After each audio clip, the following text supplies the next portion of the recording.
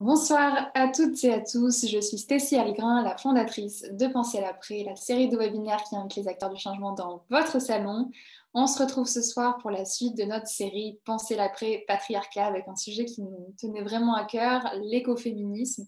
Donc qu'on le définisse comme une notion, un mouvement politique ou même un état d'esprit, il n'y a pas vraiment de définition qui soit unilatéral, qui soit partagé par tous. Et c'est quelque chose voilà, qu'on va essayer de mettre en avant ce soir.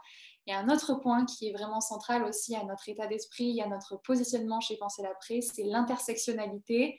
Et c'est quelque chose voilà, qui est vraiment partagé par ce mouvement qui est l'écoféminisme. Avec nous pour en parler, nous avons la chance de recevoir Jeanne Burgard-Coudal. On est vraiment ravis d'être avec vous ce soir. Donc, vous êtes professeure de philosophie dans un lycée marseillais. Vous êtes également l'autrice du livre Être écoféministe, théorie et pratique, donc qui a été publié aux éditions L'Échappée en 2020. Donc on va pouvoir en revenir un peu là-dessus tout au long de notre échange. On me félicite aussi pour cette publication et c'était nécessaire parce que jusqu'ici on avait des ouvrages qui faisaient un peu foi de base et de référence, mais on avait besoin d'un coup de boost dans ce mouvement. Donc merci beaucoup pour tout ce travail.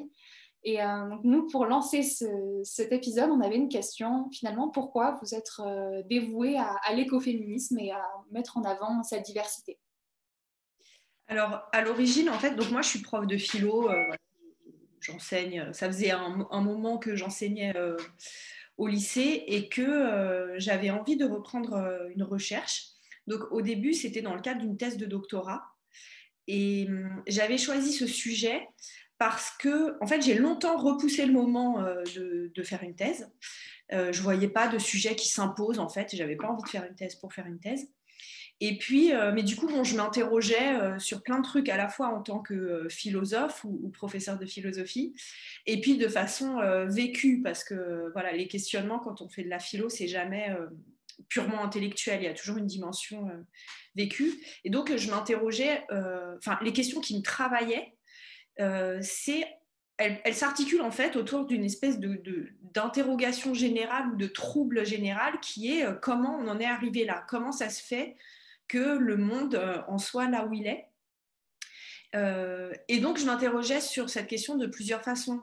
Déjà, les questions concernant la différence des sexes et les inégalités entre hommes et femmes, je n'ai pas pu ne pas me les poser. J'aurais bien aimé me les épargner, mais en fait, quand on est une fille, il y a un moment où on ne peut pas s'empêcher de se demander pourquoi on vit ce qu'on vit. Et donc, voilà, là, j'ai théorisé ça à travers des lectures et tout. Et puis, je m'interrogeais aussi sur le rapport de notre société à la nature, l'origine du capitalisme. Et en philo, les auteurs sur lesquels j'avais le plus travaillé, c'était, donc bien avant de connaître l'écoféminisme, c'était déjà des auteurs qui critiquent la modernité occidentale.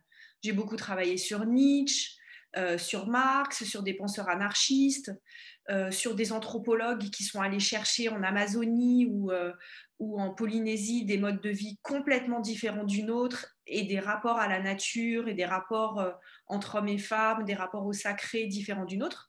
Et voilà, mais pour moi, tout ça, c'était sans lien. Et c'est en regardant un documentaire de Colin Serrault qui s'appelle Solutions locales pour un désordre global que j'ai découvert qu'en fait, toutes ces interrogations, finalement, avaient des liens qui avaient été théorisés depuis 40 ans par un mouvement dont j'ignorais complètement l'existence, donc l'écoféminisme. Et c'est à partir de ce moment-là que je me suis dit, bah voilà, j'ai trouvé un mouvement qui permet de penser les liens entre différents phénomènes qui m'intéressent et qui me perturbent et qui, je crois, en fait, intéressent et perturbent beaucoup de gens aujourd'hui, voilà, surtout dans votre génération. Euh, et donc, je me suis plongée dans la recherche sur l'écoféminisme, ce qui n'était pas évident parce que c'était déjà il y a 8 ans, je crois, 8-9 ans, et il n'y avait rien, presque rien traduit en français. Voilà, donc ça a été vraiment un travail de recherche, de trouver les sources, trouver les ouvrages en anglais.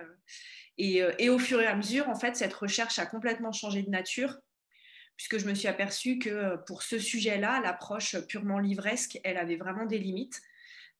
D'où théorie et pratique, en fait. Ça m'a forcé à sortir de mes méthodes philosophiques habituelles et à faire plein de rencontres, de terrains, d'immersions, d'expériences en France, en Inde, dans différents endroits, pour voir non seulement en théorie, mais en pratique, ce que c'est l'écoféminisme et comment ça peut non seulement se penser, mais se vivre, s'incarner. Et justement, je me demandais qu'est-ce que c'est concrètement l'écoféminisme, parce que c'est vrai que, bah, on l'a dit en début de ce webinaire, il n'y a pas une définition qui soit correcte. Et j'ai vu que c'était un mouvement qui devait plutôt se mettre au pluriel, se conjuguer au pluriel qu'au singulier, comme on le fait souvent en décrivant l'écoféminisme. Donc vous, si vous deviez mettre quelques mots pour les personnes qui vont écouter cet épisode, quels seraient les mots que vous mettriez sur cette notion? Donc déjà, ce que vous venez de souligner, c'est super important parce qu'effectivement, ce n'est pas du tout un courant unifié. Je dis que c'est important parce qu'en fait, aujourd'hui, dans la façon dont on connaît l'écoféminisme sans vraiment le connaître, on en a une image parfois assez critique avec quelques stéréotypes dessus. Et en réalité, la nébuleuse écoféministe, c'est ça qui fait que c'était suffisamment riche pour en faire un sujet de thèse de philo. Elle est très, très, très diversifiée. Donc, il y a plein de courants différents, mais qui ont cherché, alors qui ont fini un peu par s'opposer, mais qui à l'origine sont des courants qui ont cherché plutôt des alliances, des convergences, etc. Donc, je commence par la diversité, et puis j'en viendrai après à une tentative de définition. Mais par exemple, du point de vue du style de féminisme défendu, il y a des essentialistes et il y a des différentialistes. Il y a des universalistes et là aussi des différentialistes. Il y a des écoféministes qui insistent beaucoup sur l'aspect de féminisme postcolonial et d'autres pas tellement. En termes d'écologie aussi, il y a une variété de courants. Certaines sont plus proches de l'écologie politique, d'autres plus proches de l'écologie profonde. Bref, c'est vraiment plus une nébuleuse qu'un courant. Ceci dit, si on ne veut pas s'en tenir à dire c'est divers, je pense qu'on peut mettre en avant 2 points pour clarifier un peu. Déjà, le premier point, c'est que ce n'est pas juste un concept. Souvent, en fait, aujourd'hui, quand on entend parler d'écoféminisme, c'est plutôt comme si c'était un concept à la mode qui venait de sortir. En tout cas, c'était juste de la théorie. Donc déjà, premier point à saisir, en fait, l'écoféminisme, c'est un mouvement social ou un mouvement politique d'activisme, de militantisme radical qui a émergé au fin des années 70 et qui a vraiment existé très concrètement. Enfin, on pourrait faire une sociologie du mouvement ou des mouvements écoféministes avec des collectifs, des associations, des luttes très concrètes autour d'enjeux locaux en Inde, en Grande-Bretagne, aux États-Unis, en Allemagne, dans divers pays. Donc il y a déjà cet aspect, c'est que ce sont vraiment des luttes dont on peut retracer l'histoire et qui sont ancrées dans le réel. Le deuxième point qu'on peut mettre en évidence, c'est le plus petit dénominateur commun qui permet en fait de définir comme écoféministe et non pas juste comme écolo ou juste comme féministe, donc soit un mouvement ou une lutte ou une pensée, une théorie, c'est que l'écoféminisme ne se contente pas de juxtaposer écologie et féminisme, c'est-à-dire il ne suffit pas d'être à la fois écolo et féministe pour que ça soit de l'écoféminisme. L'ADN un peu de l'écoféminisme, c'est l'idée d'interconnexion entre la domination des femmes et la domination de la nature, mais au-delà de ça, entre toutes les formes de domination. Donc c'est à la fois une idée très forte et assez compliquée à justifier pleinement, mais c'est ça vraiment qui va caractériser l'écoféminisme et les écoféministes. C'est partir de la conviction que le patriarcat et la crise écologique ne sont pas simplement 2 phénomènes sans rapport, 2 trucs regrettables mais sans lien, mais qu'au contraire, la conviction écoféministe, c'est de dire finalement c'est 2 facettes de la même médaille, c'est 2 aspects complètement reliés historiquement, économiquement, conceptuellement, d'un seul et même système, d'une seule et même matrice de domination qui s'exprime à la fois par la domination sur la nature et par la domination sur les femmes, mais également par des dominations de race, de classe, du nord sur le sud, etc. Pour revenir sur le premier point que vous avez mentionné, le fait qu'aujourd'hui on en parle souvent comme si c'était un concept plutôt qu'un mouvement vraiment implanté sur le terrain, ce que j'ai trouvé intéressant, c'est que, on l'a vu, ça a commencé par des mouvements de femmes qui elles-mêmes ne se revendiquaient pas comme des écoféministes et que c'est ensuite qu'on a essayé de leur mettre un titre et bon, il y a eu des femmes qui ont dit bah non, c'est pas parce qu'on traite d'écologie et qu'on est également attiré par les théories et les mouvements féministes qu'on est écoféministe, parce qu'il n'y avait pas ce lien à faire les deux. On peut très bien être féministe et écologiste, mais ne pas être écoféministe. Et que c'est plus tard, qu'en développant justement cette théorie, qu'on a commencé à mettre des mots. Et je me demandais, est-ce que le fait qu'on ne puisse pas regrouper toutes ces femmes dans un même mouvement, est-ce que ça peut desservir la cause ou au final c'est plutôt une bonne chose et c'est rester dans cette veine que toutes les femmes sont différentes et n'ont pas les mêmes attraits? Alors, en fait, il y a différentes stratégies. Euh, Par exemple, donc effectivement, si on regarde la nébuleuse écoféministe et qu'on attribue l'étiquette écoféministe à toutes les luttes qui vont être des luttes menées par des femmes autour d'enjeux environnementaux. Du coup, en fait, ça étend le champ énormément. C'est-à-dire que dans le monde entier, depuis au minimum les années 70, mais certainement avant, mais bon, moi j'en ai surtout fait l'histoire depuis les années 70, dans plein de pays, il y a des luttes, des collectifs qui ont été soit composés de femmes, soit carrément souvent menés par des femmes, ou dans lesquels les femmes ont fini par prendre le lead, autour d'enjeux environnementaux locaux, par exemple la déforestation des alentours d'un village ou l'implantation d'un champ arrosé de pesticides à côté d'une école. Ou la pollution d'une rivière dans un quartier pauvre, ou une centrale nucléaire, mais, bref, des enjeux locaux, et souvent ça a été des femmes qui se sont mobilisées. Donc, les deux stratégies, c'est que, pareil, moi, à titre personnel, mais moi je suis dans une logique de philosophe et pas de militante, euh, ça me gêne de les étiqueter comme écoféministes parce que je trouve que c'est très important. Désolée, j'ai un cheveu dans l'œil. Voilà. Je trouve que c'est important en fait de respecter la façon dont les sujets politiques se définissent eux-mêmes et conceptualisent eux-mêmes leur action. Par exemple, quand j'étais en Inde, il y a plein de femmes, soit paysannes, soit militantes, qu'on aurait pu de l'extérieur dire écoféministes, mais qui disaient mais non, mais moi je suis pas enfin je sais même pas ce que c'est l'écoféminisme et je suis pas féministe parce que dans le contexte britannique, comme dans le contexte de beaucoup de pays qui sont des anciennes colonies, le mot féminisme il est vachement associé à l'Occident, donc il est un peu soupçonné d'impérialisme, etc. Donc pour moi, c'est gênant pour des raisons de précision et de respect de la façon dont les gens ont construit historiquement leur conscience de soi, de ne pas appliquer cette notion à tout le monde.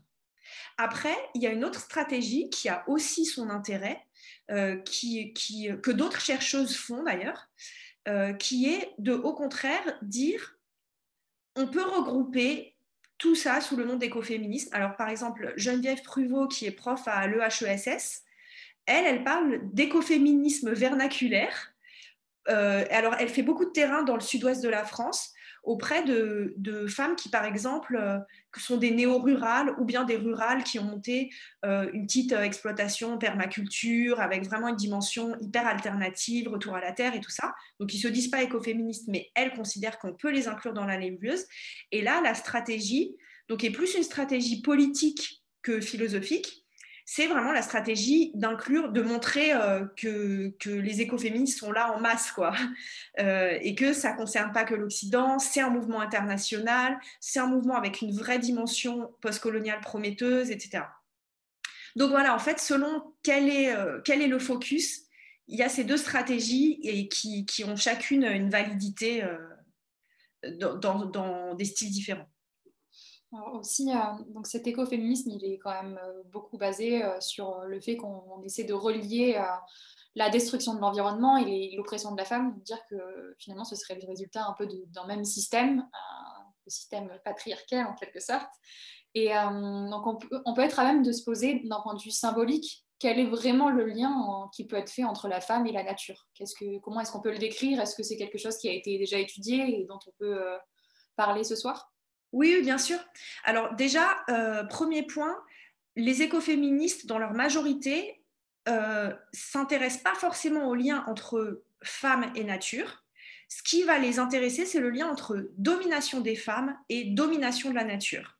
Donc, ce qu'elles ont vraiment cherché à comprendre, c'est comment ces différentes formes de domination ou d'exploitation se sont articulées et s'entre-renforcent comme une sorte de cercle vicieux. Après, pour la question, et donc voilà, sur cette question des liens entre ces différentes formes de domination, elles ont mis au point plein d'arguments pour montrer quels sont les liens factuels, quels sont les liens dans le fonctionnement économique, quels sont les liens dans la pyramide du capitalisme, etc.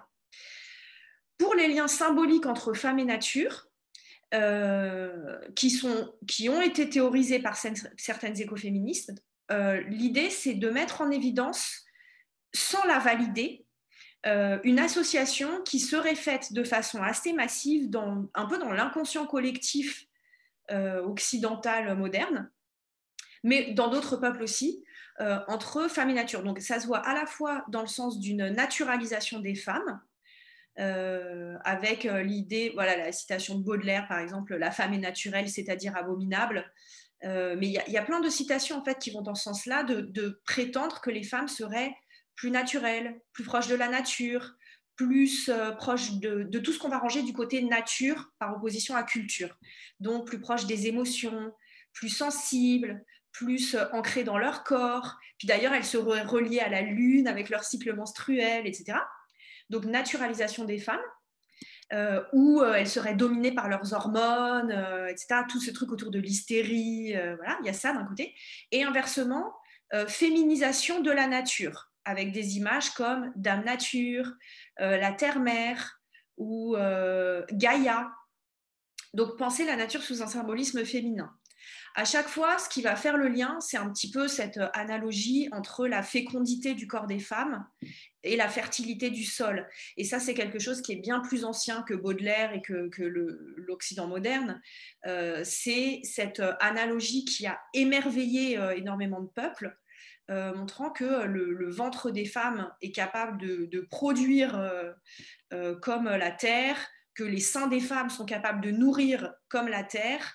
Et donc toute cette analogie fécondité, fertilité, elle va amener effectivement une sorte de nœud inconscient assez massif entre la mère et la mère, MERE, MER, la terre-mère.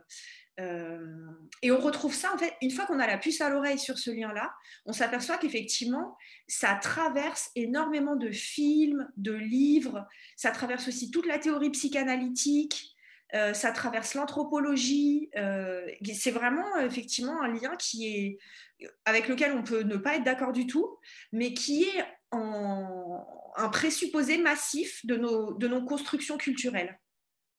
Et ce lien que vous mentionnez, il a quand même fait l'objet de pas mal de rejets, notamment de la part du courant féministe matérialiste, dont Simone de Beauvoir faisait partie, avec On ne naît pas femme, on le devient.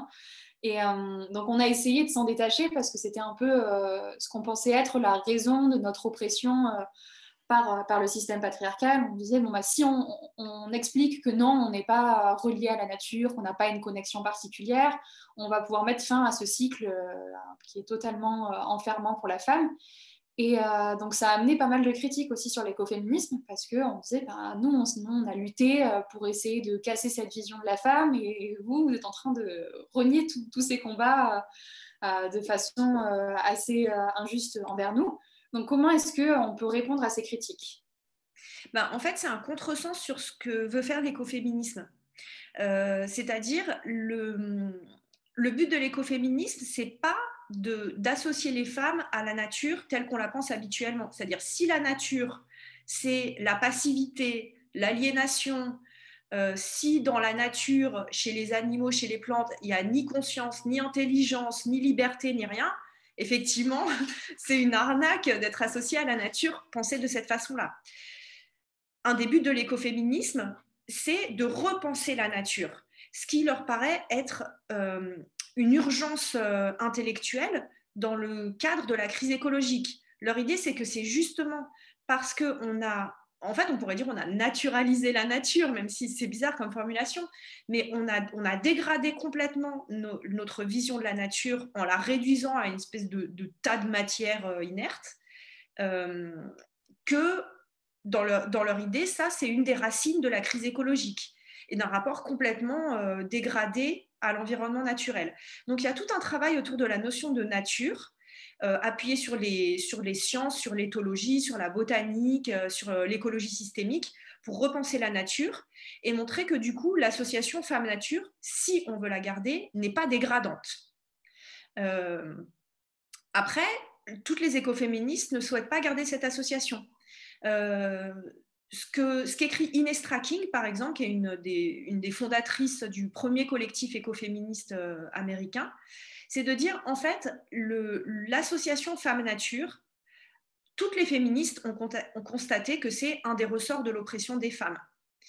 De la même façon que, par exemple, l'association femmes, peuple colonisé, nature, peuple colonisé, bref, la naturalisation d'une catégorie sociale, c'est une manière de l'inférioriser.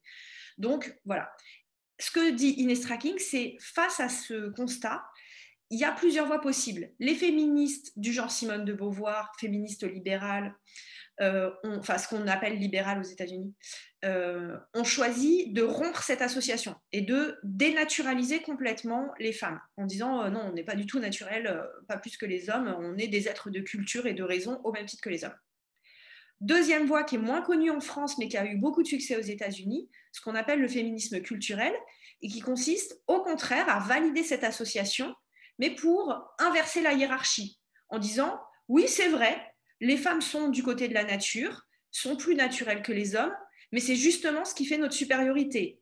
C'est un peu ce qu'on voit dans des trucs du genre Avatar ou tous les trucs qui tournent autour de Pocahontas en fait, où il y a un personnage féminin lié à la connexion à la nature, l'harmonie et tout, et un personnage masculin lié à une civilisation industrielle, militariste, destructrice. Donc la deuxième voie que je viens d'indiquer, ce qu'on appelle le féminisme culturel, c'est de valider l'association, mais d'inverser, en disant, en fait, c'est ce qui fait notre supériorité. Et en fait, l'écoféminisme, ce qu'il cherche, c'est une troisième voie, c'est-à-dire ni rompre l'association femme-nature, ni la valider de la façon dont elle est posée dans la pensée patriarcale, donc de façon dualiste, mais repenser complètement la totalité du rapport hors du dualisme. Donc, finalement, ce serait peut-être une solution pour appréhender la nature, parce que même le concept de nature est vachement remis en question aujourd'hui et il y a matière à débattre. Mais cette dualité entre nature-culture, comme vous l'avez mentionné, ce serait peut-être un moyen de l'appréhender de façon plus sereine et un peu plus connectée à la réalité, qui est qu'il n'y a pas des êtres humains supérieurs à tout ça et un côté inférieur qu'il faudrait absolument contrôler et dominer. C'est ce que ça peut être une solution.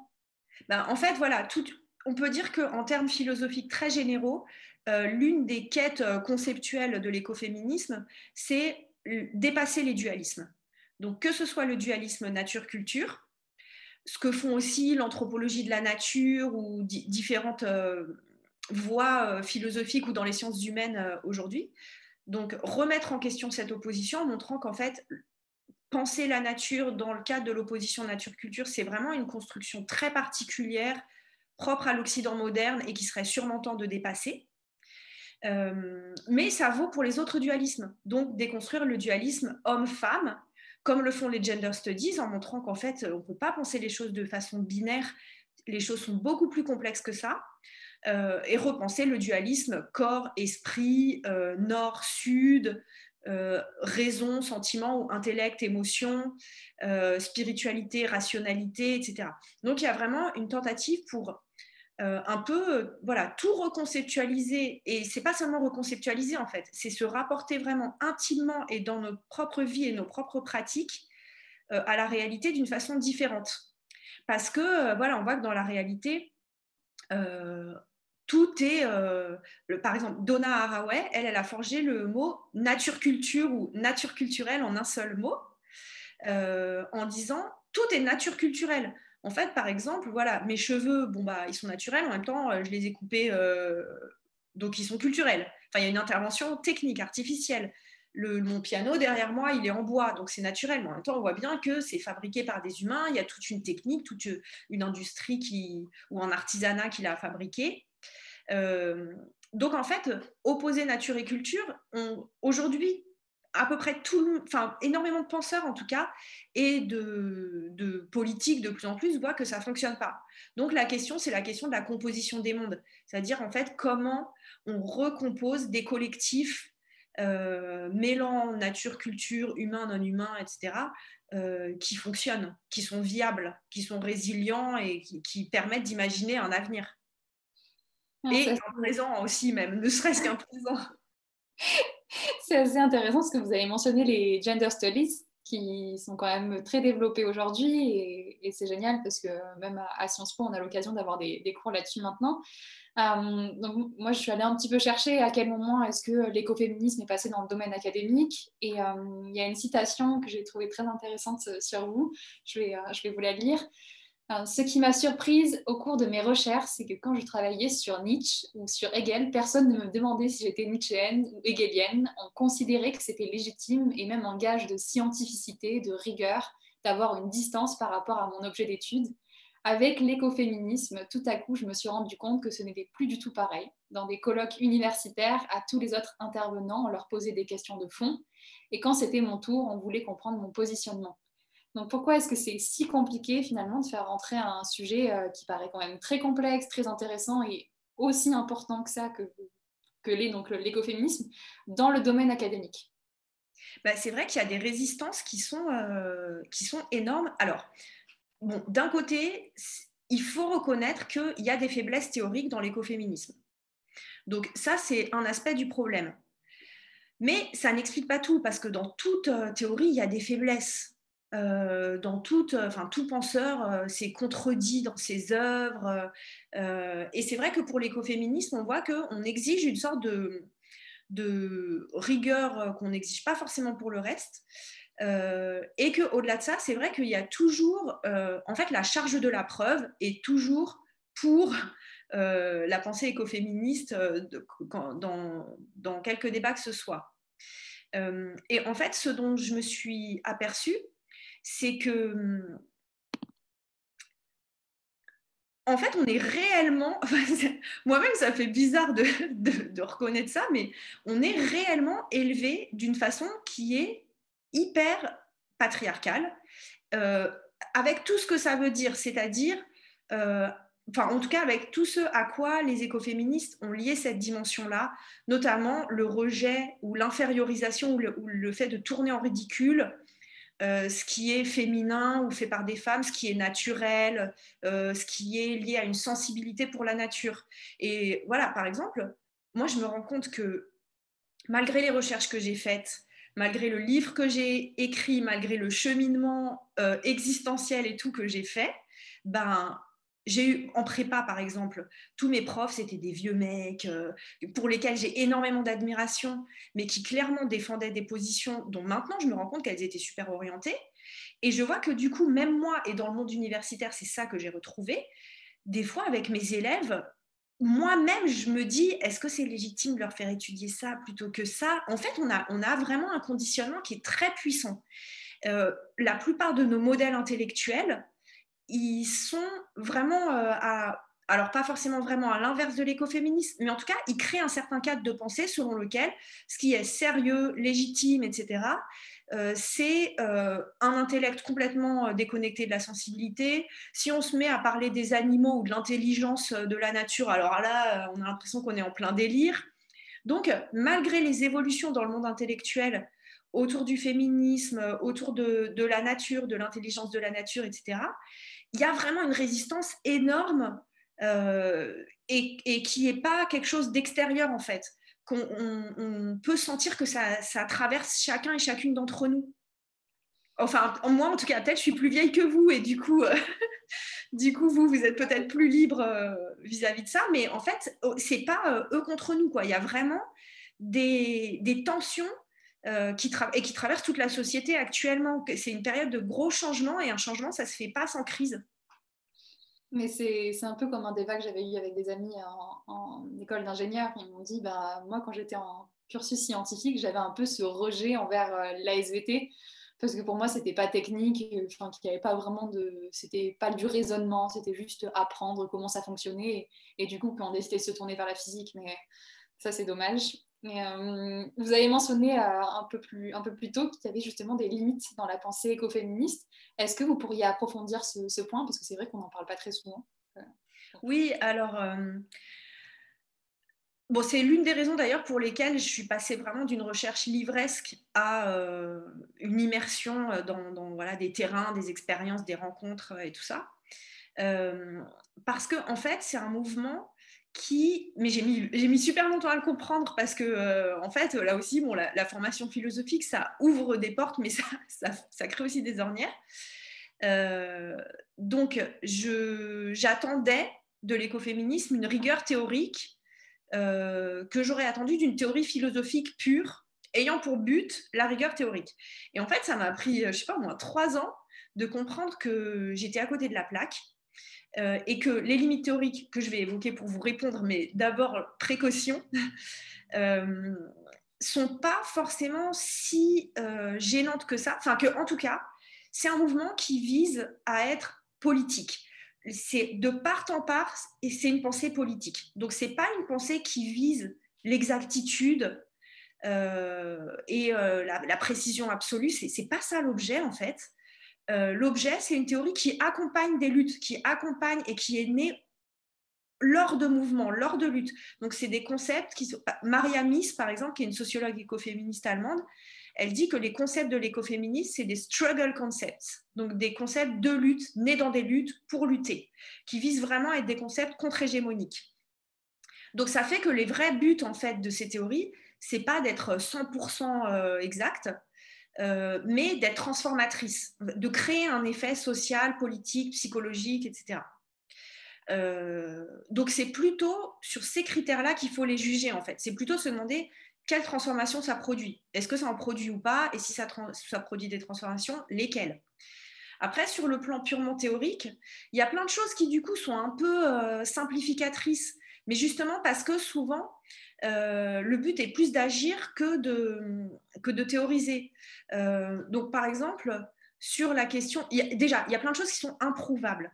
Par exemple, sur une question qui, moi, m'a vachement fascinée, qui est la question du matriarcat originaire ou de l'existence de sociétés égalitaires avant les monothéismes ou avant une sorte de grand renversement qui aurait instauré le patriarcat.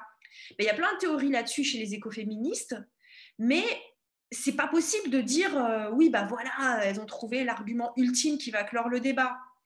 De la même façon, sur leur lecture de la façon dont les dominations seraient interconnectées, ça permet c'est des super lunettes en fait, c'est-à-dire ça permet de voir des choses qu'on ne voit pas autrement. Après, il y a des choses sur lesquelles je suis sceptique parce qu'on remarque qu'il y a certaines dominations qui peuvent au contraire être jouées l'une contre l'autre. Que par exemple, on a souvent joué l'écologie contre le féminisme en voulant ramener les femmes à un prétendu rôle naturel. On a souvent joué le féminisme contre l'écologie en disant que c'était l'électroménager et l'accès au plus haut poste de boîte du CAC 40 qui allait libérer les femmes. Donc là aussi, dire tout est lié, tout est interconnecté, ben, en fait, il y a plein de choses qui finalement se contredisent, vont pas dans le même sens. Donc il y a toutes ces complexités du réel qui peuvent pas forcément être embrassées par la théorie. Néanmoins, justement, comme lunette, comme je viens de le dire, c'est-à-dire comme grille d'analyse du réel et des discours à la fois dans la culture populaire, dans la culture académique, dans le quotidien, et comme outil transformateur, ça reste précieux. Donc, on a beaucoup parlé de théorie et vous l'avez mentionné, vous êtes allé également sur le terrain et c'est ça qui est génial puisque vous avez pu aller au contact de Vandana Shiva donc dans la structure qu'elle a créée en Inde. Vous êtes également allé tester les rituels, plus l'aspect spirituel de l'écoféminisme. Est-ce que vous pourriez nous en dire quelques mots? Qu'est-ce que ça vous a apporté? Pourquoi avoir choisi cette voie-là? Et comment est-ce que vous avez choisi également peut-être ces expériences, entre guillemets, même si c'est plus profond que ça? Oui. Alors, de façon générale, en fait, je crois que la question ou la quête qui m'anime, c'est comment on peut changer de perception, comment on peut réussir à voir le monde, ressentir, penser différemment. C'est une des raisons pour lesquelles je fais de la philo, mais c'est vrai qu'avec l'écoféminisme, ça prenait une autre ampleur en fait. Et donc tout le thème de comment décoloniser sa pensée, comment c'est possible de ressentir ou de percevoir l'intelligence de la nature ou de percevoir la nature d'une façon qui n'est pas celle qu'on nous a inculquée. Voilà, tout ça, c'est des questionnements qui me fascinent. Et donc, c'est un peu comme ça que je me suis dit qu'il fallait faire l'expérience, en fait, puisque l'idée de l'écoféminisme comme outil de transformation, c'est qu'en fait, c'est pas juste censé nous permettre de penser ci et ça, mais c'est censé nous permettre de nous dépatriarcaliser ou de nous décapitalistiser ou de nous décoloniser. C'est vraiment censé être une voie qui transforme les structures sociales, mais aussi notre façon de nous rapporter au monde. Alors du coup, finalement, j'ai pas eu beaucoup de choix parce que à l'époque où j'ai fait ces terrains, il n'y avait pas grand monde qui se disait écoféministe. Donc le terrain chez Vandana Shiva, donc, au nord de l'Inde, c'est la star du mouvement écoféministe, Vandana Shiva. Là, ce qui m'intéressait, c'était la confrontation de la théorie et de la pratique, en fait. De voir dans la réalité comment son ONG appliquait les idéaux écoféministes, donc d'horizontalité, d'absence de hiérarchie, de connexion avec la nature, d'harmonie entre les sexes et tout. Évidemment, en fait, j'étais partie avec des attentes tellement idéalistes que c'était un peu la douche froide. Mais c'était très intéressant de comprendre justement pourquoi la réalité et les idéaux ne peuvent pas coïncider. Et sinon, les autres terrains en France, donc dans les Cévennes ou dans le bois de Vincennes, pour des séjours ou des rituels, etc. Là, c'était plus... Alors, dans les Cévennes, je suis allée chez une femme qui vit en semi-autonomie sur un terrain dans la forêt, dans des yourtes qu'elle a construites elle-même. Elle n'a pas l'eau courante, elle n'a pas l'électricité. Et chez elle, je suis restée une semaine, mais sinon, j'ai passé de nombreux mois chez un mec qui vit comme ça. Et voilà, cette forme de marginalité, ça m'intéresse énormément. Donc là, c'était pour voir la version radicale. En fait, qu'est-ce que ça fait si en France, une femme décide d'aller au bout des idéaux écoféministes? Donc elle, son but, c'est de vivre vraiment ses idéaux de la façon la plus cohérente possible, donc avec un mode de vie qui soit pas prédateur, qui ne soit ni prédateur de ressources non nécessaires. Donc, par exemple, elle n'a pas de voiture, elle n'a pas de frigo, elle n'a pas de téléphone portable. Enfin, tous ces trucs qui, à la fois pour fonctionner et pour être produits, demandent le fonctionnement d'une industrie hyper destructrice. Elle ne les utilise pas. Elle fabrique elle-même ses vêtements pour ne pas être prédatrice du travail d'ouvrière du textile dans des usines, dans le tiers-monde, etc. Donc là, c'était à quoi ça ressemble si on essaye d'aller jusqu'au bout. Et ça ressemble à une marginalisation totale, mais qui est en même temps très, très, très aride et très belle. Et dans le bois de Vincennes, là, c'était plutôt la question. Donc, il y a différents portraits dans mon livre et différents récits d'expériences dans le bois de Vincennes. Là, c'est plutôt la question de si je ne veux pas aller vivre toute seule dans une yourte au fond de la forêt, comment être écoféministe dans un quotidien qui soit moins radical. Et donc là, c'était pour voir par quelles pratiques. Donc, je raconte des pratiques de rituels, comme vous l'avez dit, de danse ou de différentes pratiques corporelles, des pratiques de cueillette, des pratiques initiatiques, des cercles de femmes, etc.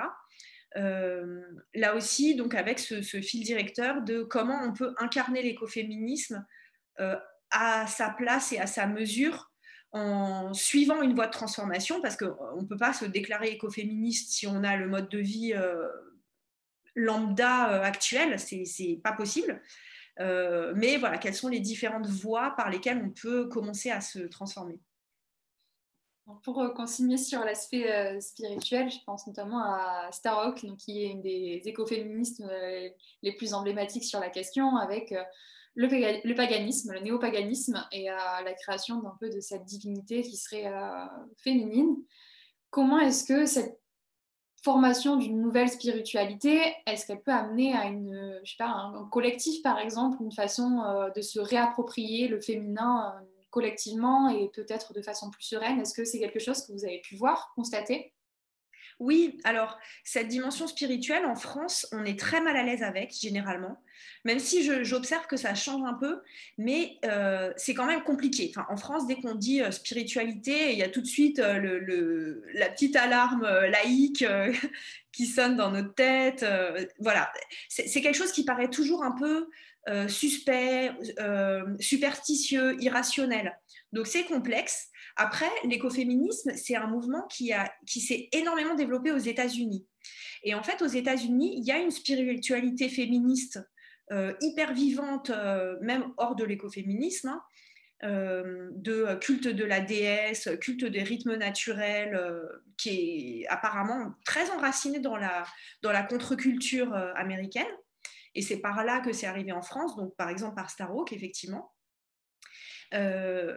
Donc, dans la façon, par exemple, qu'a Starhawk d'utiliser la spiritualité, c'est toujours en faisant le lien entre spiritualité et politique, ou entre le ciel et la terre, d'une certaine façon. C'est-à-dire, l'idée n'est pas, justement, l'analyse, c'est de dire, en fait, les grandes religions, elles ont séparé l'ici-bas et l'au-delà, la terre et le ciel, en disant bah, de toute façon la vraie vie commence après la mort, bon, et en pensant Dieu sous la figure d'un Dieu le Père, implicitement masculin, transcendant, etc. Les spiritualités féministes et écoféministes, elles jouent un peu la terre-mère contre Dieu le Père. Le but est de ramener la spiritualité sur Terre. Donc, ce n'est pas de la spiritualité qui vise à fuir le réel.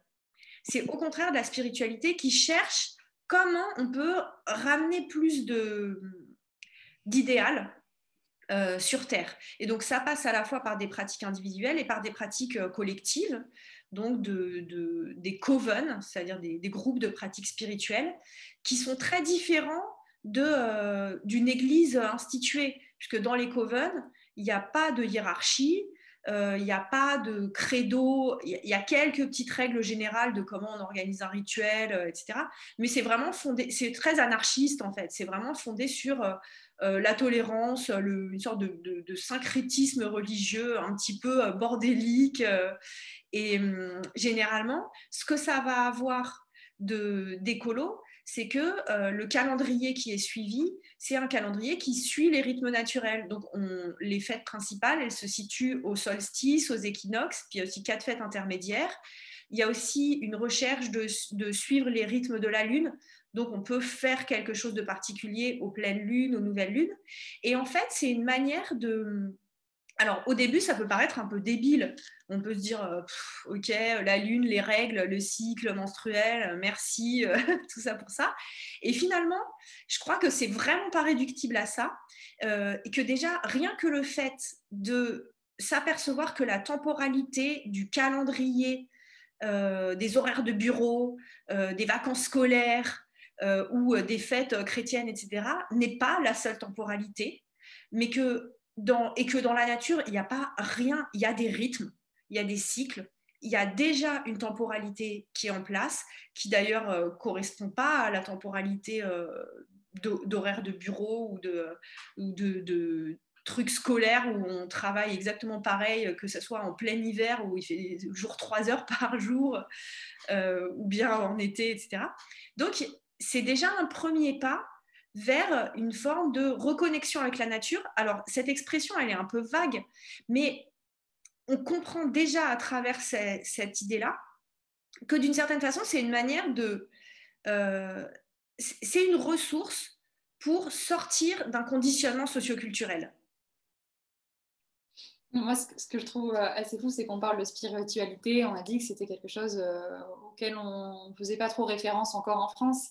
Et pourtant, il y a une tendance qui est en train de monter comme jamais sur un réseau qui est TikTok avec la tendance des sorcières. Et au début, je voyais ça, je me suis dit, bon, c'est pas possible en fait que ce soit TikTok qui amène la résurgence de ce phénomène par le bas. Enfin, c'est assez incroyable et ça montre que la technologie et les moyens dérivés aussi de se reconnecter à sa créativité, ça peut faire surgir des thématiques qui nous reconnectent finalement à la nature. Alors, comment est-ce que vous voyez ça? Est-ce que vous voyez ça d'un bon œil finalement que ça vienne de TikTok? Bah, moi, je suis un peu sceptique. C'est-à-dire, ce que je remarque, c'est que, c'est-à-dire, forcément, mon impression, elle est mitigée. C'est-à-dire, d'un côté,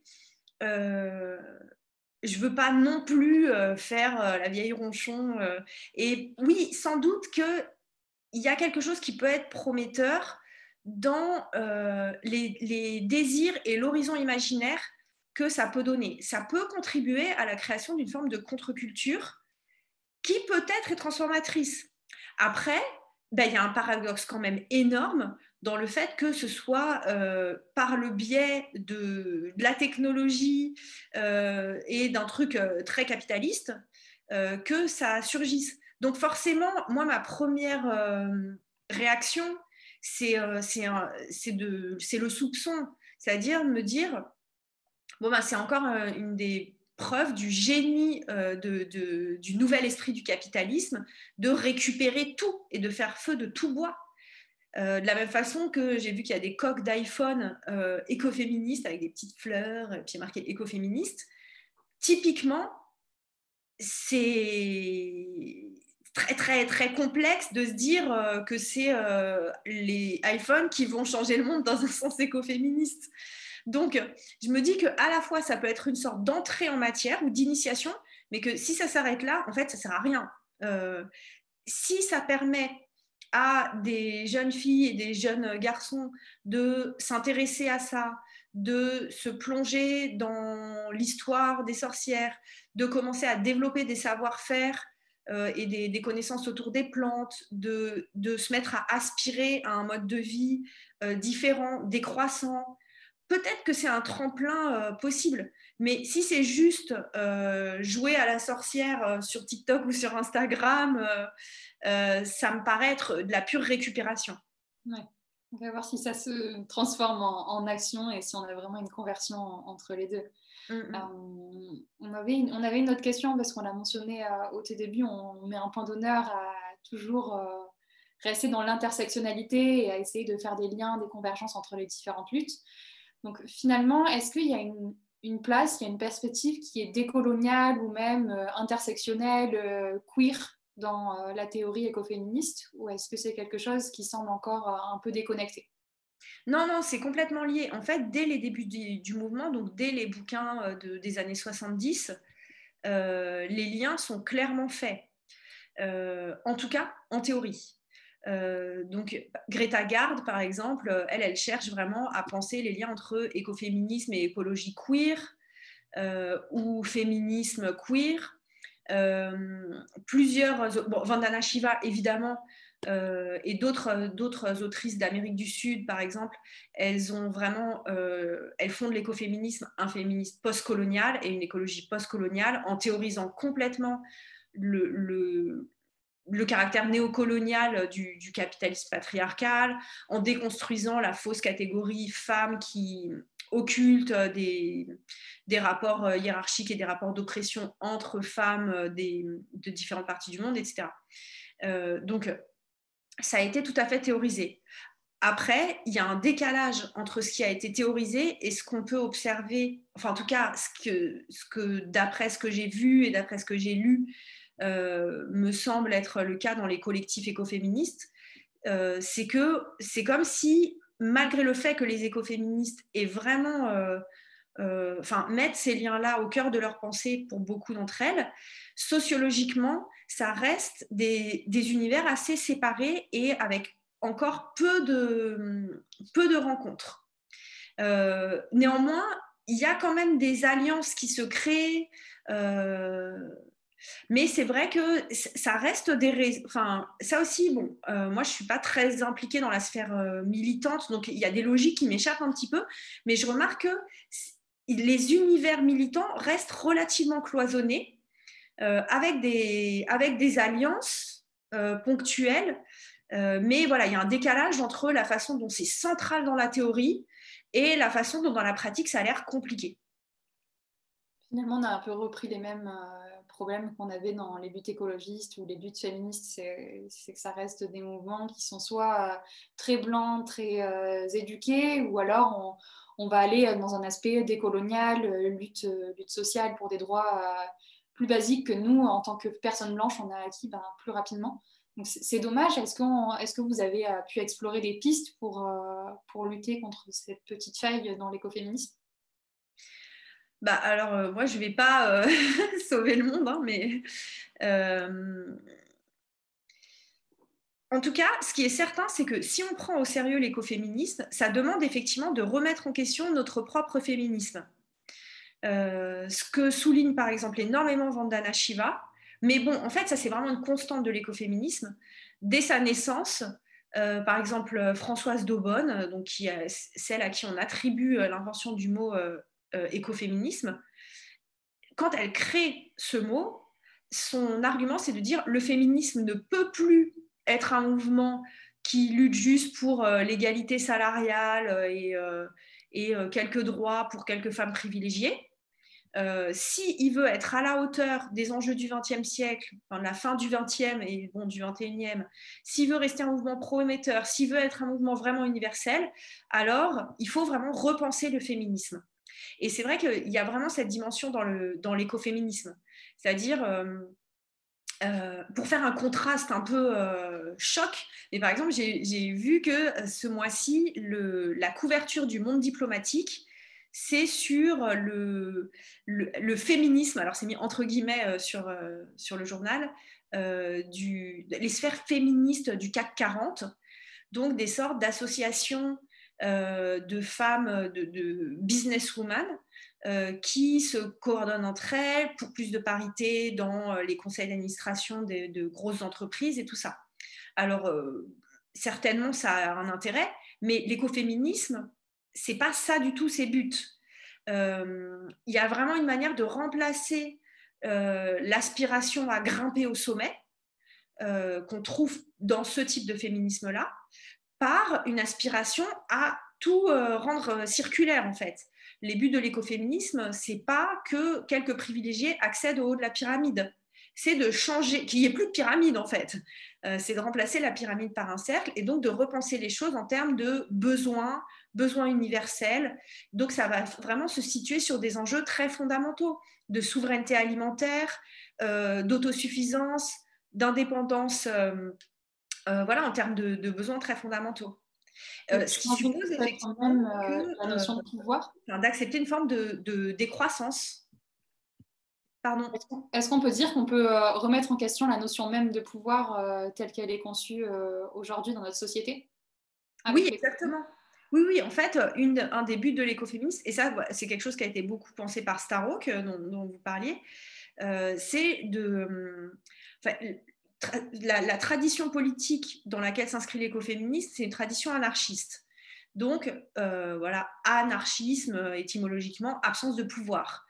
L'idéal politique ou l'utopie politique, ce sont des petites communautés autogérées avec un pouvoir vraiment partagé, donc pas de domination des riches sur les pauvres, des gens qui sont super diplômés sur les gens qui le sont moins, des hommes sur les femmes, etc. Donc, il y a vraiment cet idéal de construire une société sans rapport de domination, donc sans pouvoir qui s'exercerait du haut vers le bas. Du coup, ça suppose de repenser complètement les façons dont les rapports se créent dans différentes structures. Et en fait, on s'aperçoit que c'est très radical parce que toute notre éducation, par exemple à l'école, toute notre éducation consiste à nous pousser à faire la compétition en fait et à réussir le mieux possible, gagner le plus possible, faire les plus longues études possibles, avoir les meilleurs diplômes possibles. Et du coup, dans l'écoféminisme, il y a cet aspect qui d'ailleurs a gêné certaines autres féministes, de dire mais finalement, est-ce que ça ne serait pas une incitation à un manque d'ambition? Janet Bill, par exemple, qui a beaucoup critiqué l'écoféminisme, elle dit mais que penser de ce manque d'ambition que des femmes s'infligent au nom de la justice, au nom de l'égalité, au nom de l'écologie et du respect de l'environnement. Et c'est sûr que c'est problématique. Donc, ça va en fait avec toute une utopie d'une transformation sociale totale. Et c'est vrai qu'en l'absence de cette transformation totale, il y a une prudence à avoir sur l'effet réel de cette transformation du pouvoir. Merci beaucoup donc, pour cette première partie de webinaire. On passe à la seconde partie, les questions du public que vous pouvez poser soit en Q&A si vous êtes sur le Zoom avec nous, soit en commentaire sur le live Facebook de Penser l'après. Le même niveau que TikTok du point de vue technologie. Enfin bon, donc la première question qui nous a été posée sur Facebook invite également à repenser donc les rapports sociaux en incluant les personnes qui se reconnaîtraient en tant qu'hommes. Comment est perçue, vécue et si elle existe, la place des hommes dans le combat écoféministe? Oui, alors là, justement, les hommes, c'est un des gros enjeux de l'écoféminisme, puisque donc, c'est un féminisme qui se veut vraiment inclusif et qui, comme je l'ai indiqué, vise une transformation totale des rapports sociaux. Donc, c'est impossible d'imaginer transformer les rapports hommes-femmes sans passer par les hommes. Donc même s'il y a pas mal de pratiques de cercles de femmes ou des trucs comme ça, le but est évidemment qu'il y ait une transformation aussi des hommes. Donc, par exemple, Rosemary Radford-Rutter, qui est une théologienne écoféministe, elle écrit finalement le but du combat écoféministe, c'est pas tant de changer le mode de vie des femmes, ce qu'avait beaucoup voulu le féminisme libéral, mais c'est plutôt de changer le mode de vie des hommes. Pour elle, c'est plutôt ça qui est problématique. C'est plutôt le fait que les hommes, par exemple, vont travailler que hors du foyer et pas au sein du foyer, donc vont se désimpliquer des tâches domestiques, de l'éducation des enfants, des choses qui paraissent des vieux clichés, mais qui en fait, enfin là par exemple, toutes les études qu'il y a eu autour de la répartition entre hommes et femmes des tâches domestiques et de la continuité pédagogique pour les gamins au moment du Covid, enfin, c'est spectaculaire de voir que c'est encore les femmes qui continuent à faire ce travail-là. Donc il y a vraiment l'idée de inclure ou que les hommes eux-mêmes fassent la démarche, mais qu'on les y aide à s'inclure dans tout ce qu'on a appelé le travail reproductif, donc s'occuper des enfants, s'occuper de la maison, etc. Et évidemment, c'est des transformations qui ne peuvent pas se faire qu'à un niveau individuel. Ça passe par la législation, par exemple. Ça passe par un vrai congé paternité. Tant qu'il n'y a pas un vrai congé paternité, en fait, il n'y a pas de transformation profonde qui soit possible, parce que c'est à partir de là que énormément de choses se jouent. Donc voilà, il y a vraiment une autre idée aussi des écoféministes au sujet des hommes, c'est que finalement pour elles, le patriarcat, il est douloureux et aliénant, certes pour les femmes, mais aussi pour les hommes. Qu'il y a une forme dans la construction patriarcale des genres masculins et féminins, le genre masculin, pour être un vrai mec, ça suppose de se déconnecter de la sensibilité, de l'éducation des enfants aussi, d'un certain nombre de rôles, d'émotions qui font la richesse de l'existence humaine. Donc il y a vraiment cette tentative de réharmoniser les rapports et que ça soit une transformation bénéfique aux femmes et aux hommes. Et quand on réfléchit donc transformation bénéfique aux femmes, aux hommes, réharmonisation des rapports, on peut également penser non pas au sein même d'un pays ou au sein même d'une zone culturelle, mais bien à travers les différentes zones. Et vous aviez mentionné donc le fait que l'écoféminisme permettait de transcender les différences entre nord et sud. Est-ce que vous pourriez nous en dire plus sur la manière dont il les transcende? Alors, c'est en théorie, hein, parce que comme vous le savez, y a pas l'écoféminisme n'a pas conquis le monde, il n'y a pas de gouvernement écoféministe, il n'y a pas d'institution internationale écoféministe. Donc, pour l'instant, en fait, l'écoféminisme, c'est un mouvement, il existe plein de luttes et de collectifs écoféministes, mais c'est toujours des luttes d'opposition, c'est toujours de la résistance aux politiques publiques, de la résistance aux politiques de développement, de la résistance aux politiques internationales. Donc, c'est des luttes qui sont très actives, qui ont emporté quelques victoires, mais qui ont aussi subi beaucoup de défaites ou beaucoup de bâtons dans les roues, etc. Donc, il y a la tentative de créer des passerelles internationales dans les pays, par exemple en Inde. Donc, Vandana Shiva, elle a fondé une ONG qui s'appelle Navdanya et qui lutte pour la transmission de semences gratuites entre les paysans, donc les paysans et les paysannes, parce que c'est en majorité les femmes qui s'occupent de la petite agriculture de subsistance en Inde. Donc il y a tout ce travail-là qu'elle mène pour réussir à rendre les femmes plus autonomes et moins dépendantes de l'industrie agroalimentaire, etc. Mais voilà, c'est toujours, en fait, quand on étudie l'histoire du mouvement, c'est l'histoire de lutte d'opposition et qui reste toujours en but à la résistance du système. C'est du militantisme voilà, tout à fait qui va contre la marche du progrès ou du développement dans énormément de pays. La transition est vraiment parfaite pour la prochaine question, aller contre le progrès. Beaucoup le lient aussi à la décroissance. Et la question d'une personne du public, c'est écoféminisme et décroissance, deux concepts qui ont l'air de beaucoup se ressembler. Y a-t-il des différences? Sont-ils complémentaires? Est-ce important d'avoir ces deux concepts? Alors déjà, en tout cas, oui, effectivement, l'écoféminisme, il défend une forme d'écologie qui est très clairement décroissante. L'idée, donc l'écoféminisme, comme je l'ai évoqué, c'est incompatible avec ce qu'on appelle le féminisme libéral, mais dans la sphère écologiste, c'est incompatible aussi avec certaines formes d'écologie. Donc c'est incompatible avec ce qu'on appelle la croissance verte ou le capitalisme vert, ou le développement durable, c'est une notion qui est très critiquée aussi au sein de l'écoféminisme.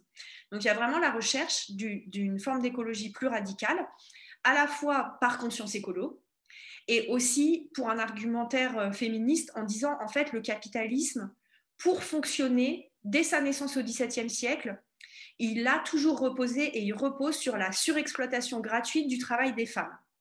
Donc, il est intrinsèquement patriarcal. Donc, si on veut lutter contre le patriarcat, il faut abolir le capitalisme. Il ne peut pas y avoir un capitalisme non patriarcal, puisque c'est un de ses fondements cachés. Donc, pour ces diverses raisons, c'est effectivement complètement lié à la décroissance, donc à la recherche de transformation de nos modes de vie vers beaucoup plus de sobriété. Alors, après, la différence, c'est que dans la pensée de la décroissance, il n'y a pas forcément de fibre féministe. Pour donner un exemple connu, Pierre Rabhi, il n'est pas franchement connu pour ses positions féministes ou pour ses positions pro-homo, etc. Enfin, sur les questions de genre, de sexualité et tout, il a des positionnements hyper tradis. Donc, le garde-fou écoféministe, c'est de vraiment prendre garde à ce qui est cette question de justice sociale et de féminisme dans la sphère de la décroissance. Parce qu'on voit qu'assez souvent, il peut y avoir des discours très tradis et des aspirations très conservatrices qui vont se masquer derrière la décroissance. Donc l'optique écoféministe, c'est un peu de servir de garde-fou contre cette possibilité-là. Merci. On a encore une question du public. On parle beaucoup des nouveaux pères depuis 30 ans, mais il y a plein d'hommes qui reconnaissent préférer traîner le soir au boulot que de se dépêcher d'aller chercher les enfants. Comment pourrait-il en avoir envie? Est-ce que l'écoféminisme pourrait apporter des arguments ou pourrait apporter des manières de penser une plus forte implication des hommes dans le domaine du care, qu'on le relègue plutôt généralement aux femmes? C'est une question compliquée, hein. Mais en fait, je pense qu'il y a beaucoup de femmes aussi à la sortie du boulot, elles ont envie d'aller au bar avec des copines plutôt que d'aller chercher les enfants. En fait, les enfants, c'est une contrainte. Donc, alors, du coup, ce qui est compliqué, mais on voit ça aussi pour les tâches domestiques, c'est que là aussi, enfin, je pense que les femmes qui font 80% des tâches ménagères, c'est pas parce qu'elles kiffent passer le balai et faire la vaisselle. C'est qu'en fait, il y a effectivement des conditionnements éducatifs qui sont très puissants, Et que il y a aussi une sorte de sentiment de culpabilité ou de sentiment d'obligation qui semble plus développé, ou en tout cas plus rapide chez les filles et chez les femmes que chez les hommes. Donc, il y a vraiment tout un... Je ne peux pas donner de solution clé en main. Il y a un ensemble de trucs qui pourraient passer par la loi. Donc, par exemple, j'évoquais le congé paternité. Bon, alors, la loi ne peut pas forcer les hommes à avoir envie de faire quoi que ce soit, mais simplement, il y a des contraintes qui peuvent faire en sorte qu'il y ait une plus forte implication des hommes. Par exemple, il y a plein de choses aussi qui sont liées. C'est-à-dire, si on pense à la question de l'égalité salariale, on pourrait avoir l'impression que ça n'a pas forcément de rapport direct. Mais on remarque que dans beaucoup de couples, la raison, en tout cas la raison consciente et officiellement discutée entre les partenaires, pour laquelle c'est la femme qui va arrêter de travailler ou passer à mi-temps quand il y a un enfant, c'est que l'homme gagne plus.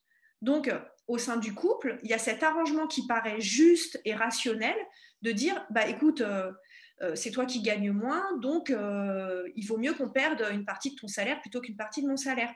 Enfin, là, je me mets à la place de l'homme, mais c'est un argumentaire qu'on peut tout à fait tenir aussi en tant que femme, de dire, bah, il vaut mieux qu'on perde une partie de mon salaire et il est moins élevé. Donc là aussi, tant qu'il y a des inégalités salariales, tant qu'il y a le plafond de verre qui empêche les femmes de gagner autant que les hommes, tant qu'il n'y a pas de congé paternité, tant que culturellement, là encore, par exemple, il y a des trucs hallucinants. J'écoute souvent de la musique sur Spotify, il y a des pubs, c'est tout le temps une voix de femme qui dit « Ma petite Léa a 4 ans et le soir, je n'ai pas le temps de lui raconter une histoire. Donc, j'ai trouvé la super appli qui raconte des histoires. » Alors, je ne sais pas pourquoi c'est pas le père qui raconte des histoires, mais c'est la super appli qu'on va lui vendre. Donc là aussi, il y a un intérêt commercial et marketing à laisser ça à la technique plutôt que de faire une répartition sociale des tâches. Donc il y a vraiment, c'est un énorme chantier, mais il me semble qu'il y a quand même des choses qui bougent dans la génération actuelle. Après, voilà, c'est vrai que quelque chose qui, moi, me fascine, c'est de voir que pendant toutes mes études, il m'a semblé que être une fille ou un garçon dans le milieu social où j'étais, c'était pas très, très différent. Et qu'à partir du moment où j'ai vu mes amis avoir des enfants et où j'ai vu comment là, la maternité était un piège énorme, voilà, il y a cette vigilance qui, à mon avis, reste à avoir en permanence. Merci. Une question qui ne nous semblait pas forcément très optimiste, mais toutefois intéressante. L'écoféminisme, en créant un lien entre changement climatique et patriarcat, ne semble pas être porteur de beaucoup d'espoir. Ce paradigme de pensée permet-il aussi de donner de la force pour aller de l'avant ? Bah, oui, c'est vrai que dans l'analyse écoféministe, comme il y a l'idée effectivement de faire des liens entre différents problèmes actuels, il y a un côté un peu décourageant de se dire, bah, en fait, s'il faut tout changer, par où on commence ? Ceci dit, il me semble que il y a aussi des choses qui sont justement dynamisantes dans l'écoféminisme. C'est-à-dire que de toute façon, je crois qu'actuellement, même sans connaître l'écoféminisme, l'impression de découragement, elle est assez largement partagée. L'impression qu'on ne sait plus par où prendre les choses et que... Enfin, même en psychologie, par exemple, voilà, il y a plein de nouveaux termes qui apparaissent, mais il y a bien une raison pour laquelle ils apparaissent, du type l'éco-anxiété ou le désespoir environnemental, et qui se manifeste très concrètement par voilà, le choix que font plein de personnes de ne pas avoir d'enfants. Donc, émotionnellement, on est dans une époque qui est vraiment compliquée. Donc, l'écoféminisme, effectivement, n'occulte pas ça. Et effectivement, si on lit à longueur de journée des trucs écoféministes, mais en fait, si on lit des trucs écolos ou des trucs féministes à longueur de journée, ça remonte pas non plus beaucoup le moral. C'est problématique. Mais il y a justement cette théorisation des émotions et de l'anxiété et du désespoir dans l'écoféminisme qui fait que ça ouvre des pistes. Que ce soit Starhawk ou Joanna Macy, elles ont fondé vraiment une réflexion et des pratiques pour voir comment on peut reconnaître les émotions qu'on vit en ayant conscience de la crise écologique, comment on peut politiser ces émotions, comment on peut faire en sorte de les convertir en puissance d'agir plutôt qu'en découragement.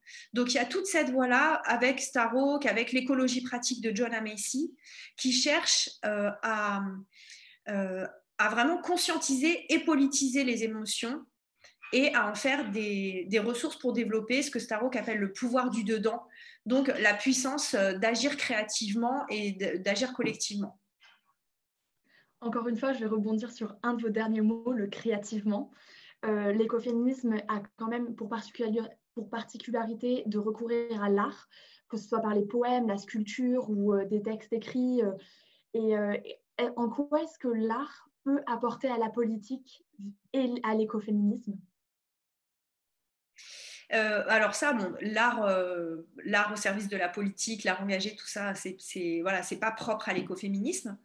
Ce qui est typique de l'écoféminisme, c'est qu'effectivement, c'est passé non seulement par des formes d'art institutionnelles, on va dire, au sens où il y aurait par exemple des grands écrivains ou des grands peintres écoféministes, mais ça passe par une pratique artistique accessible à tout le monde. Par exemple, pendant une des grandes mobilisations écoféministes qui est le campement antinucléaire de Greenham Common en Grande-Bretagne, donc qui était autour d'une base de la Royal Air Force, les femmes qui ont campé sur place, dont certaines sont restées 19 ans, donc c'était vraiment l'expérimentation d'un mode de vie alternatif total, quoi. En fait, elles faisaient beaucoup d'art, ou d'artisanat d'art, on pourrait dire. C'est-à-dire, elles avaient décoré toutes les grilles de la base militaire avec des broderies, des tissages, des guirlandes. Elles faisaient beaucoup de chants, de danse, elles théâtralisaient énormément leurs actions, etc. Et ça, c'est aussi une des ressources pour exalter ce pouvoir du dedans. C'est-à-dire, il ne s'agit pas simplement de remettre entre les mains de personnes qui seraient des artistes professionnels la créativité et donc de charger des artistes engagés de faire des trucs écoféministes. L'idée, c'est vraiment d'intégrer dans son mode de vie, dans son quotidien, l'audace d'une forme de créativité, alors que ça passe par le chant, le théâtre, la danse, le dessin, l'écriture, ça peut être plein de formes différentes, mais il y a l'idée que c'est une manière aussi de se réapproprier son pouvoir. Là aussi, dans le système scolaire, en particulier en France, souvent on est vraiment séparé de ça. Il y a une sorte de dressage très inhibant, on admire des grands auteurs, mais du coup, alors jamais on va oser prendre une plume. Là, et pour les écoféministes, cette inhibition, elle est liée aussi à une manière de nous empêcher d'être des sujets historiques et des citoyens pleinement actifs. C'est l'idée qu'on ne sait pas faire, faut suivre, faut admirer, obéir, etc. Donc pour elle, c'est vraiment lié à cette pyramide. Donc la pratique artistique, c'est au contraire une manière de réactiver la vie en nous et de réactiver la capacité d'agir. Et donc, ça passe souvent par des formes collectives qui sont censées être un tremplin vers un changement de rapport au monde. Merci. En tout cas, ce confinement pourrait être l'occasion d'augmenter nos pratiques artistiques. Et oui. En gardant donc en tête les réflexions écoféministes. Nous allons clôturer notre webinaire avec notre dernière question, une recommandation de lecture cinématographique, artistique que vous auriez à faire au public. Oui, alors j'ai choisi un livre, donc il va être à l'envers. Donc ça s'appelle Dans la forêt de Jean Hageland. C'est un roman